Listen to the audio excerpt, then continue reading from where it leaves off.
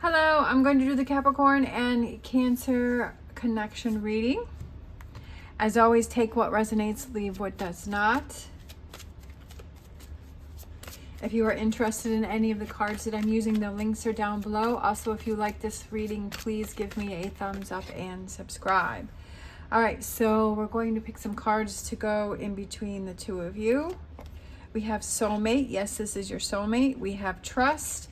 The situation is calling for you to have faith and forgiving and learning. And then we had chemistry and honeymoon. That kind of, I felt, wanted to come out. Lots of positive energy here for the two of you, but obviously we have this forgiving and learning. So there could be a situation between the two of you, or there could be a situation that one of you has some past relationships that you may need to deal with. So we have the King of Cups, we have the Four of Swords, we have the Ten of Pentacles, we have the Sun, we have the Three of Pentacles, and then we have the Ten of Swords. Releasing something. I feel like the Cancer sign needs to release something. And then we have the Knight of Pentacles. Overall, I feel that there's good energy going on there for the Cancer sign, but there's something that I feel Cancer sign needs to release and let go. There's something within, looking within, that's bothering you, and I feel like that could be that forgiving and learning. For Capricorn, we have the Ten of Pentacles, we have the Knight of Pentacles, we have the Justice card, so I kind of feel that there's a lot of good energy here too. Seven of Swords, we have the Queen of Cups, and we have the Page of Wands, and we have the Devil card. Okay, so that can represent, obviously that represents Capricorn. I do feel when I was seeing this, and this, I feel that there is something that Capricorn needs to release and let go of. I feel like there's something that you're holding on to that could be toxic towards Cancer, or it could be that forgiving and learning, because it says, as you release and heal the past, you experience more love in your present moments. It could be that both of you have some things that you're holding on to, whether it's within each other, but I almost feel like it's something that's on the outside of this relationship that has happened in the past between, like, separate issues. Like, it doesn't have to do with the other person, that there are things from your past with other relationships, whether it's family members or it's past relationships, that I feel each of you are holding on to. I feel in general your relationship is good. There's a lot of positive energy here. There's chemistry, there's soulmate, there's honeymoon, which is spending that. I almost feel like you're not giving 100% to the relationship. We also have this trust, which is in the middle. I feel like each of you is kind of holding back a little, but it doesn't have to do with each other. It has to do with things that are outside of your relationship from your past that are affecting you.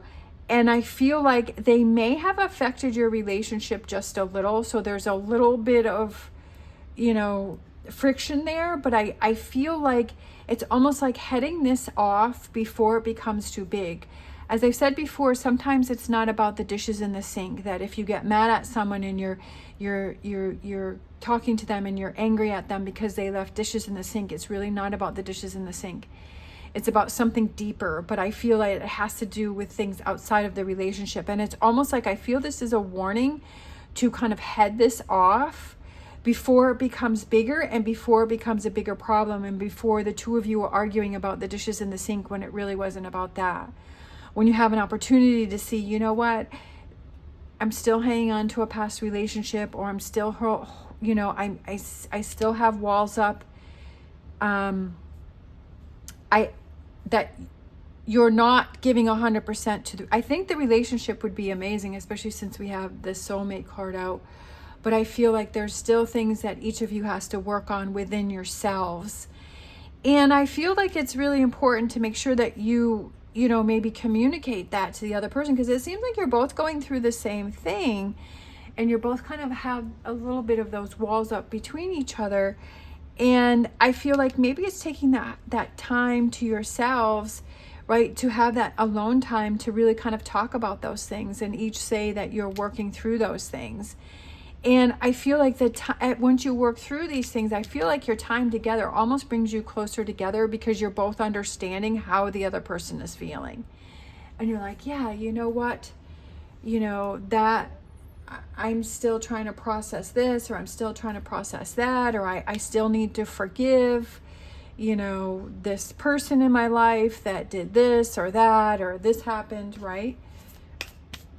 Because you don't want to hold on to that, because that's going to affect your current relationship. And it's like, okay, wanting to have the healthiest relationship possible, saying, okay, I realize that I've got stuff I've got to work on. I realize I've got to have this forgiveness for this situation because I don't want it to come between us and this relationship. So we have whispers of love here. We have slow down, pause, and allow things to unfold. And just give yourself, when you have that time when you are able to, maybe going on this spending this time together, and you start having these conversations. And sometimes when you talk things out and you talk things through, you're like, wow, you know what? I am still holding on to something, or I am still bothered by something.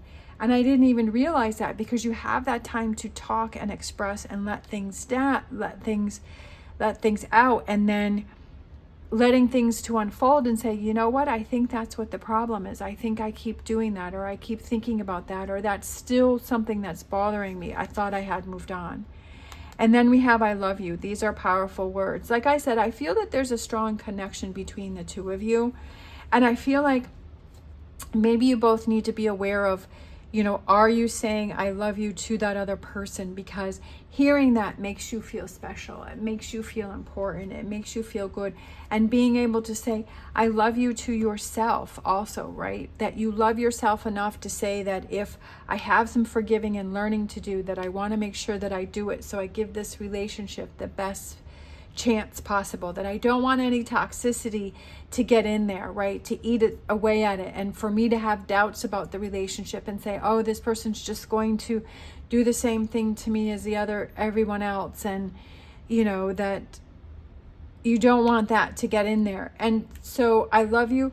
Those are powerful words to say to yourself, and it's powerful words to say to another person, and it's powerful words to hear from someone else, especially when they say it from their heart and their soul, and you can feel the energy of the words. It's not just the words, but it's almost like you can feel the energy of the words.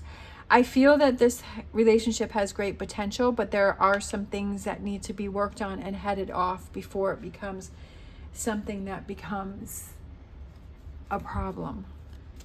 All right, I'm going to get my heart-shaped romance cards. So let's just do this one. We have new beginning. A new adventure awaits you. Embrace it and live your dreams passionately. I feel like the new beginning is kind of realizing that there's forgiving and learning that needs to be worked on, right? That needs to be worked on. Take that time to yourself and to work on those things within yourself, but to have an even stronger connection between the two of you.